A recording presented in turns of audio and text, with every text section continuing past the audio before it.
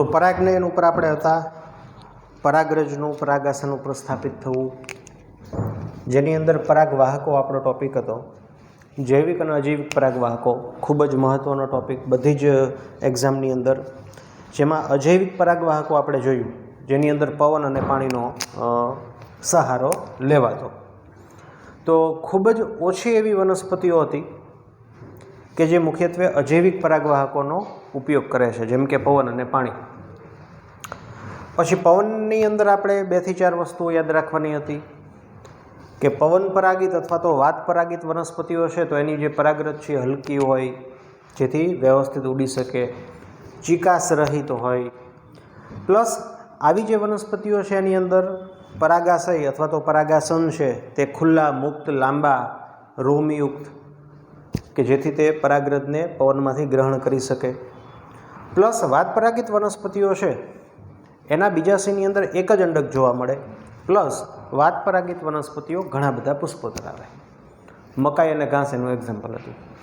એવી જ રીતે જો જલપરાગિત વનસ્પતિઓની વાત કરીએ તો એની અંદર ફક્ત મર્યાદિત સંખ્યામાં એટલે કે 30 જેટલી મર્યાદિત પ્રજાતિઓની અંદર જ પાણી દ્વારા પરાગનયન થાય, જેમાંની મોટા ભાગની જલીય એકદળી વનસ્પતિઓ છે. બીજું, એકઅંગી, દ્વિઅંગી, ત્રિઅંગી વનસ્પતિઓની અંદર પણ નરજન્યુઓના વહન માટે જરૂર પડે છે. કોની? તો કે પાણીની. હાઇડ્રીલા, વેલેસનેરિયા વગેરે એના એક્ઝામ્પલ હતા. જોસ્ટેરા દરિયાઈ ઘાસ. બીજું કે બધી જ પાણીમાં ઉગતી વનસ્પતિઓની અંદર પરાગનયન પાણી દ્વારા થાય જરૂરી નથી.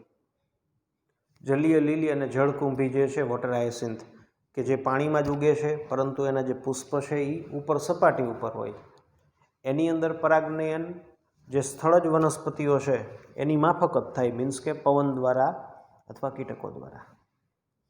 પછી વેલેસનેરિયા હતું તો એની અંદર જે માદા પુષ્પ છે એ પાણીની અંદર હોય, એના છેડે વૃંત હોય, મીન્સ કે સ્પ્રિંગ જેવી રચના હોય.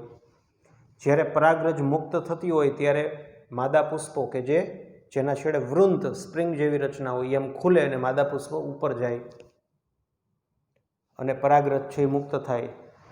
પરાગરજ નિષ્ક્રિય રીતે, પેસિવલી, એક્ટિવલી નહીં, નિષ્ક્રિય રીતે, મીન્સ કે પાણીનો જે પ્રવાહ છે એના ડાયરેક્શન થ્રુ અથવા પાણીના પ્રવાહને લીધે એ વહન પામે. જો પાણીનો પ્રવાહ વિરુદ્ધ દિશામાં હોય તો ન પણ, જેને કહેવાય વહન પામે અથવા તો પરાગાસન ઉપર સ્થાપિત ન પણ થાય. જ્યારે દરિયાઈ ઘાસની અંદર માદા પુષ્પો ઓલવેઝ હરહંમેશ પાણીની અંદર નિમગ્ન જ રહીએ. એની જે પરાગરજ છે એ લાંબી હતી અને પટ્ટીમય હતી. પ્લસ જલપરાગિત વનસ્પતિઓ જે છે એની પરાગરજ એની ફરતે શ્લેષ્મનું કોટિંગ આવરણ જોવા મળે આપણને, જેથી પાણી દ્વારા પરાગરજ જે છે એનું જે આવરણ છે, બાહ્ય આવરણ છે કે અંદરનું આવરણ છે, ફોગાઈ ન જાય દેશી ભાષામાં કહીએ તો, અથવા એને કોઈ હાનિ કે નુકસાન ન થાય. અને સૌથી છેલ્લે કે વાત અને જલપરાગિત વનસ્પતિઓ જે છે એની અંદર સામાન્ય રીતે પુષ્પો જે પુષ્પ વિન્યાસ અથવા પુષ્પ જે છે તે આકર્ષિત હોતા નથી, કારણ કે એને કોઈ પરાગવાહકોને આકર્ષવાના હોતા નથી. બીજી વાત જે તમે ઘણી બધી જગ્યાએ કદાચ વાંચશો કે વાત પરાગિત વનસ્પતિઓ હોય ને એની અંદર કુદરતી રીતે પરાગરજ જે છે ને એ ઝાઝી મુક્ત થાય. વાત પરાગિત, પવન પરાગિત વનસ્પતિઓની અંદર પરાગરજ અન્ય જૈવિક વાહકોનો ઉપયોગ કરતી વનસ્પતિઓ છે એની સાપેક્ષે પરાગરજ ઝાઝી ઉત્પન્ન થાય. શું કામ? તો કે વાત પરાગિત વનસ્પતિઓમાં પરાગરજ વ્યય થવાના જે પર્સન્ટેજ છે ને ઝાઝા હોય, કે પવનની દિશા કઈ બાજુ હોય, કે પવનની દિશા આ બાજુ છે ને એ બાજુ એવી કોઈ વનસ્પતિ જ નથી, અથવા તો પવનની સ્પીડ વધુ છે તો મોટાભાગની પરાગરજો વિખેરાઈ જાય છે. એટલે પવન દ્વારા પરાગિત વનસ્પતિઓની અંદર પરાગરજ પણ વધારે ઉત્પન્ન થાય. આ વસ્તુ પણ નોંધજો. તો અજૈવિક પરાગવાહકો આપણે જોયા હતા. ત્યારબાદ જૈવિક પરાગવાહકો, બહુ સિમ્પલ ટોપિક છે, ખાલી યાદ રાખવાનું, જેને કહેવાય કે એક ધ્યાન રાખવાનું છે, અને એ વસ્તુ આપણને પૂછાય છે. તો મોટા ભાગની વનસ્પતિઓ એવી છે કે જેની અંદર પરાગનયન જૈવિક વાહકો દ્વારા થાય છે, પ્રાણીઓ દ્વારા થાય છે, નહીં કે પવન અને પાણી દ્વારા. તો જૈવિક પરાગવાહકોના સૌપ્રથમ એક્ઝામ્પલ્સ તો આપણને બધાને કીટકો કે મધમાખી તો મગજમાં ગળેલું જ છે, પણ એના સિવાયના પણ એક્ઝામ્પલ્સ છે કે જે યાદ રાખવા ખૂબ જ જરૂરી છે. તો પહેલું મધમાખી, પતંગિયા, સાદી માખી, ભૃંગ કીટકો, આપણે એની પહેલાં પણ ભૃંગ કીટકો ભણી ગયા ચેપ્ટર નંબર 10ની અંદર, બીટલ્સ, ભમરીઓ, કીડી, ફૂદા, પક્ષી, ચામાચીડિયું સસ્તનમાં આવે, મગજમાં રાખવું, પક્ષી, વિહગ. રેડી? પક્ષીની અંદર બે નામ યાદ રાખવાના છે, સનબર્ડ, દેવચકલી, અને હમિંગ બર્ડ, સૌથી નાનામાં નાનું પક્ષી, ગુંજન પક્ષી. આની પહેલાં પણ અહીંયા આપણા ઇકોલોજીના ચેપ્ટરની અંદર હમિંગ બર્ડ્સનો ઉલ્લેખ હતો. બરાબર? તો આ ગુંજન પક્ષી અને દેવચકલી અથવા સનબર્ડ્સ કે જે પણ પરાગવાહકો તરીકે વર્તે છે. આના સિવાય લેમુર, વાનર, વૃક્ષારોહી, કોરી ખાનારા કર્તનશીલ પ્રાણીઓ, એટલે રોડેન્ટ જેને આપણે કહીએ કે જેના આગળના જે દાંત છે એ તીક્ષ્ણ હોય અથવા તો કાતરી જાય, દેશી ભાષામાં કહીએ ને આપણે કાતરી જાય. તો ઉંદર છે રોડેન્ટમાં આવે, પણ એ વૃક્ષારોહી નથી, એટલે ખિસકોલીની બધાય આવે, ખિસકોલી. તો એ પણ કર્તનશીલ પ્રાણીઓ સસ્તનમાં આવે. આ બધા સસ્તનો કર્તનશીલ પ્રાણીઓ કે જેના આગળના જે આ બે દાંત હોય અને એ આમ કોરી ખાતા હોય, એવા દાંત તો આપણે છે, છેદક દાંત હોય ને, પણ એ સતત કોતરતા હોય તો એને રોડેન્ટ કહેવાય અથવા કર્તનશીલ કહેવાય. આપણે એવું કોતરતા નથી, ઘણા બધાને હોય પેનના ઢાંકણા કોતરવાની ટેવ, પણ આપણે કર્તનશીલમાં ન આવી. સરીસૃપ, ગેકો, ગરોળી, કાચિંડો. એટલે ખાલી સંધિપાત સમુદાય કે કીટક વર્ગ જ નથી, પક્ષીઓ છે, આ સસ્તન, સરીસૃપ, ગેકો, ગરોળી, કાચિંડો આ છે.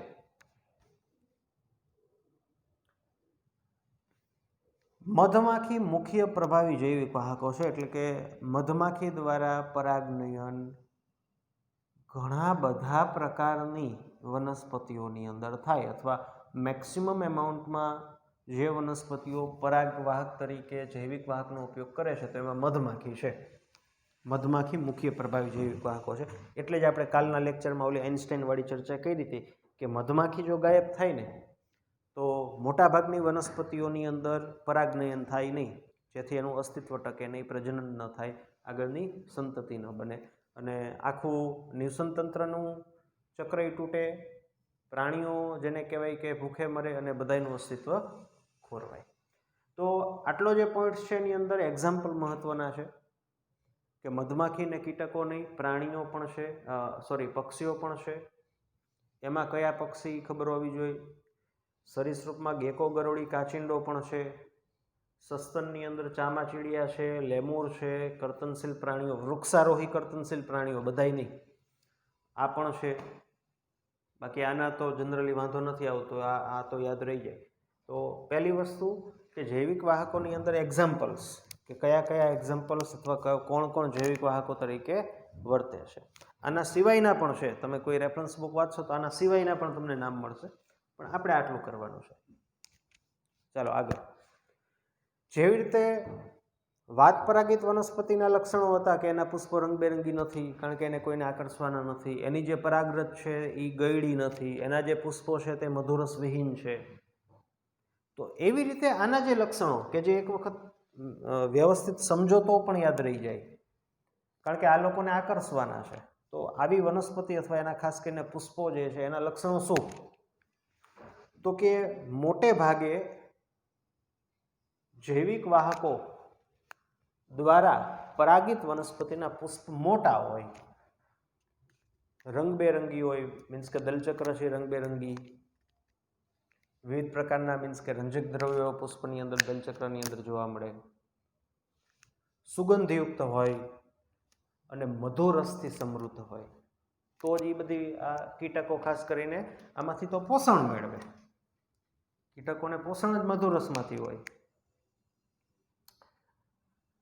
જો વનસ્પતિ નાના પુષ્પ ધરાવતી હોય, હવે એવું તો ન હોય કે બધામાં મોટા જ પુષ્પ હોય, જો વનસ્પતિ નાના પુષ્પ ધરાવતી હોય તો કુદરતી રીતે આવી વનસ્પતિઓની અંદર પુષ્પો નજીક નજીક ઉગતા હોય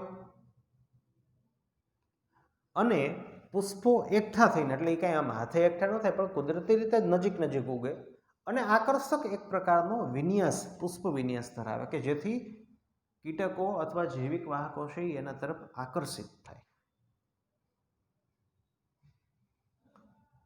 ખાસ કે માખી અને ભૃંગ કીટકો દ્વારા જે વનસ્પતિઓમાં પરાગનયન થાય છે, આવી વનસ્પતિઓ દ્વારા વિશિષ્ટ એવા રસાયણોનો સ્ત્રાવ થાય છે કે જે દુર્ગંધ સર્જે અને માખી અને ભૃંગ કીટકો છે એ દુર્ગંધના લીધે તે તરફ આકર્ષિત થાય અને પરાગનયન થાય. તો આ છે મુખ્ય લક્ષણો. બહુ ઇઝી છે, એમાં કંઈ મોટી વાત નથી, આ બધું યાદ રહે એવું છે, કાંઈ એમાં ખાસ ધ્યાન રાખવા જેવી વાત નથી. કોઈ રંગબેરંગી હોય ને મોટા હોય ને નાના હોય તો ઘણા બધા પુષ્પો એકઠા થઈને રેડી. આ વસ્તુ ધ્યાન રાખવાની કે માખી અને ભૃંગ કીટકો દ્વારા પરાગિત વનસ્પતિઓ જે છે તો એની અંદર વિશિષ્ટ પ્રકારના રસાયણોનો સ્ત્રાવ થાય પુષ્પો દ્વારા, વનસ્પતિઓ દ્વારા, જે વિશિષ્ટ દુર્ગંધ સર્જે અને જેનાથી માખી અને ભૃંગ કીટકો તે તરફ આકર્ષિત થાય. ચાલો બીજા કે આ મફતમાં વનસ્પતિ છે, મફતમાં જેને કહેવાય કંઈ કામ નથી કરાવતી, બદલામાં પુરસ્કાર આપે, ઇનામ આપે, કંઈક આપે સામે, જેને આપણે અહીંયા કવિએ મીન્સ કે વૈજ્ઞાનિકોએ કે લેખકોએ પુરસ્કાર શબ્દ આપેલો છે કે જે પણ જૈવિક વાહકો પરાગનયન કરી દે એને શું મળે? મફતમાં કાંઈ નથી થતું, એને બે વસ્તુ મળે. શું? એક મધુરસ ને બીજું પરાગરજ. તમે કહેશો પરાગરજ? યસ, પરાગરજ પણ પુરસ્કાર તરીકે મળે, એવું નથી. પરાગરજનું વહન પણ કરવાનું છે અને પરાગરજ આ લોકો ખાતાય હોય તો અહીંયા પુરસ્કાર સ્વરૂપે પરાગરજ એટલે ખાવા માટે, એમ પોષણ માટે, પોષણ માટે પણ પરાગરજ મળે.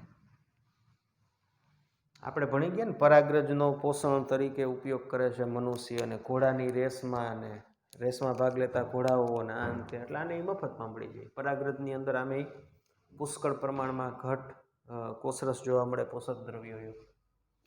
ચિકાસયુક્ત પરાગરજ હોય, આ તો સીધી દેખીતી વાત છે કે જેથી તે જૈવિક વાહકો સાથે, કીટકો સાથે કે પ્રાણીઓ સાથે ચોંટી જાય.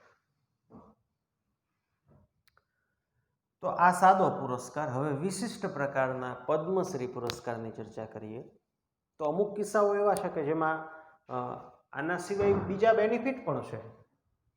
શું છે? તો આ બધું યાદ રાખવાનું, આ બહુ મહત્વનું, સીધું પૂછાય, યાદ રાખવાની વાત છે કે સુરણ, એમોર્ફોફેલસ સુરણ, આ વનસ્પતિનું જે પુષ્પ છે ને એ 6 ફૂટ ઊંચાઈ ધરાવતું પુષ્પ હોય, બહુ મોટું પુષ્પ હોય. અત્યારે આમે ઘરે બેઠા છો, ઓનલાઈન અભ્યાસ ચાલુ છે તો નેટમાં સર્ચ મારીને પુષ્પ જોઈ લેવું તમારે. આ સર્ચ મારવું એમોર્ફોફેલસ ફ્લાવર, તો મોટું પુષ્પ તમને જોવા મળે. તો આની અંદર જે જૈવિક વાહકો પરાગનયન કરે એને આના સિવાયનો વિશિષ્ટ પુરસ્કાર મળે. શું? તો કે પોતાના ઈંડા પુષ્પની અંદર મૂકવા માટેનું સ્થાન મળે. 6 ફૂટ ઊંચાઈ ધરાવતું પુષ્પની અંદર ઈંડા મૂકે એટલે નાના સુનાન જેવા તેવા અન્ય પ્રાણીઓ કે સજીવો જે છે એ ઈંડાને નુકસાન ન કરી શકે. તો અહીંયા વિશિષ્ટ પુરસ્કાર તરીકે ઈંડા મૂકવાનું સ્થાન પણ પુષ્પની અંદર સુરણ નામની વનસ્પતિના 6 ફૂટ ઊંચાઈ ધરાવતા પુષ્પમાં મળી રહે. આ વિશિષ્ટ પુરસ્કાર. બીજું જ આવું એક્ઝામ્પલ યુક્કા વનસ્પતિ, જે સામાન્ય રીતે સુશોભનની અંદર આપણે ઘરમાં ને બધે ઉગાડતા હોય. યુક્કા જોયું જોઈએ તમે, કદાચ ન ખબર પડે જોઈ લેવું કોને યુક્કા કહેવાય, જોયું જોઈએ. યુક્કા વનસ્પતિ અને ચોક્કસ ફૂદાની જાતિ, આની વચ્ચે પણ આપણને વિશિષ્ટ પુરસ્કારની એક તાજી થાય. સેમ ટુ સેમ વસ્તુ કે ફૂદાશી પોતાના ઈંડા પુષ્પની અંદર બીજા સિંહના પોલાણમાં મૂકે અને એનું પાછું બદલામાં ફૂદા દ્વારા પરાગનયન થાય, પરાગરજ ચોટે. તો બીજું એ છે કે આના જે ઈંડા છે એનો વિકાસ તો જ થાય કે જો તે આના પુષ્પની અંદર અથવા તો આનું જે ફળ બનશે એમાંથી પોષણ મેળવે, તો બાકી થાય જ નહીં. એટલે ભૂલે ચૂકે જો એવું થાય કે યુક્કા વનસ્પતિ લુપ્ત થઈ જાય તો એની અંદર જે ચોક્કસ ફૂદાની જાતિ, ફૂદા, મોથ, પતંગિયા જેવા, તો એની અંદર જે આ ફૂદાની જાતિ પરાગનયન કરે ને એ લુપ્ત થઈ જાય. શું કામ? તો કે એના ઈંડાઓ વિકસે જ નહીં. એના ઈંડા આના પુષ્પની અંદર એમાંથી જ્યારે ફળ બને ત્યારે જ પોષણ મેળવીને એ વિકસે, ડિંભીય સ્વરૂપે આવે, લાર્વા સ્વરૂપે આવે. કે ઇવન ફૂદાની જાતિઓ જો લુપ્ત થાય, જે ચોક્કસ જાતિ આની અંદર પરાગનયન કરે, તો બીજું તો આમાં કોઈ પરાગનયન કરતું નથી ચોક્કસ ફૂદાની જાતિ સિવાય. એટલે જો ફૂદાઓ લુપ્ત થાય તો પણ આ વનસ્પતિ જે છે એની અંદર પરાગનયન થાય નહીં અને નવી સંતતિ ના આવે તો એ પણ લુપ્ત થાય. એટલે કે એકબીજા વગર જીવનચક્ર પૂર્ણ થતું નથી. આવું જ એક્ઝામ્પલ આપણે જોયું હતું ચેપ્ટર નંબર 13 ની અંદર. અંજીર અને ભમરાની જાતિ, અંજીર પ્લસ ભમરાની જાતિ. આમાં પણ એમ જ હતું કે ચોક્કસ પ્રકારના ભમરાઓ છે એ પોતાના ઈંડા ચોક્કસ અંજીરની જાતિની અંદર મૂકે, એના પુષ્પની અંદર મૂકે, પછી ફળ બને, ફલન થાય અને એ જે ફળ છે એમાંથી પોષણ મેળવે અને આના ઈંડામાંથી લાર્વા બહાર નીકળે અથવા એ લાર્વા પોષણ મેળવે તો જ જીવી શકે. તો આ સેમ ટુ સેમ એક્ઝામ્પલ. આ બીજું આ 13મા ચેપ્ટરમાં આપણે ભણી ગયા, તમને યાદ હોય તો. આ કિસ્સામાં પણ એવું જ થાય કે જો બેમાંથી કોઈ પણ એક જો લુપ્ત થાય તો બેયનું અસ્તિત્વ જોખમાય. એટલે ઘણા ખરા પરાગનયનના કિસ્સાની અંદર પણ આપણને એવા આંતર સંબંધો જોવા મળે છે કે જે એકબીજા વગર રહી શકતા નથી, ડિપેન્ડન્ટ છે. એક લુપ્ત થાય તો બીજું થાય, સહલુપ્તતા. એના ઉપર જે પણ નભે છે એ તાત્કાલિક લુપ્ત થઈ જાય. તો નવું કાંઈ નથી, પણ યાદ રાખવાની વાત છે. આ સીધું યાદ રહે. એમાં દેવચકલી, ગુંજન પક્ષી, કર્તનશીલ પ્રાણીઓ છે, લેમુર વાનરો છે, સરીસૃપ, ગેકો, ગરોળી, કાચિંડા છે, પ્રભાવી જૈવિક વાહકો છે. ઓના જેવું કે સૌથી વધારે પ્રમાણમાં ક્લિનિકલ ટ્રાયલ્સ કોના ઉપર થાય છે, કયા જીનેટિકલી મોડિફાઈડ ઓર્ગેનિઝમ ઉપર થાય, તો કે ઉંદર. એની જેમ સૌથી વધુ જૈવિક પ્રભાવી મુખ્ય કોણ છે પરાગવાહકો, તો કે મધમાખી. આમાં કાંઈ છે નહીં ખાસ, સીધું મગજમાં બેસે, ચિકાસયુક્ત. આ એક્ઝામ્પલ યાદ રાખવાના. એક વખત તમે સર્ચ મારીને ફોટો જોવો ને, તમારી રીતે થોડીક મહેનત કરો તો તમને ભૂલાય નહીં કે 6 ફૂટ ઊંચાઈ ધરાવતું પુષ્પ છે, સુરક્ષિત ઈંડા મૂકી શકાય છે, યુકા વનસ્પતિ, ચોક્કસ ફૂદાની જાતિ. બીજું આવું એક્ઝામ્પલ આપણે ચેપ્ટર નંબર 13માં જોયું હતું, ભમરાની જાતિ અને અંજીરનું. પછી એમાં તો આપણે કૂટ અથવા તો આપણે તમને ખ્યાલ હોય તો એવું પણ એક્ઝામ્પલ જોયું હતું કે ભૂમધ્ય સામુદ્રિક ઓર્કિડ જે છે એની અંદર પરાગનયન મધમાખી દ્વારા થતું ને એમાં લિંગી કપટતા સર્જાતી. એ પણ આપણે પરાગનયનમાં જોયું હતું કે પુષ્પનો એક પાંખડી છે એ માદા મધમાખીના રંગ સાથે મેચ થતી હોય, જેથી નર કીટક જે માખી છે એ આકર્ષાય, કૂટ મૈથુન કરે, પરાગરજ બદલામાં ચોંટી જાય. એ કિસ્સામાં પણ જો બેમાંથી એકાદું લુપ્ત થાય અથવા તો ખાસ કરીને પાંખડીઓનો રંગ બદલાય તો પણ નર જે કીટકો છે આકર્ષિત ન થાય અને એનું પરાગનયન ન થાય.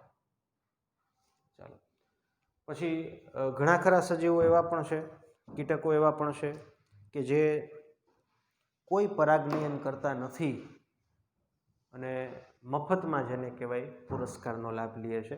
આવા પણ જેને કહેવાય છે, જેને ટેક્સ્ટબુકની અંદર લૂંટારુઓ એવો શબ્દ કવિઓએ વ્યાખ્યાયિત કરેલો છે. તો આ છે જૈવિક પરાગવાહકો. બહુ સિમ્પલ, ખાલી યાદ રાખવાની વાત છે. અને આ સાથે જે જૈવિક અને અજૈવિક જે પરાગવાહકો છે એ અહીંયા પૂર્ણ થાય. તો મહત્વનું છે એક્ઝામ્પલ્સ અને યાદ રાખવાની બાબતો બોર્ડ હોય કે નીટ હોય બહુ સારી રીતે પૂછાય.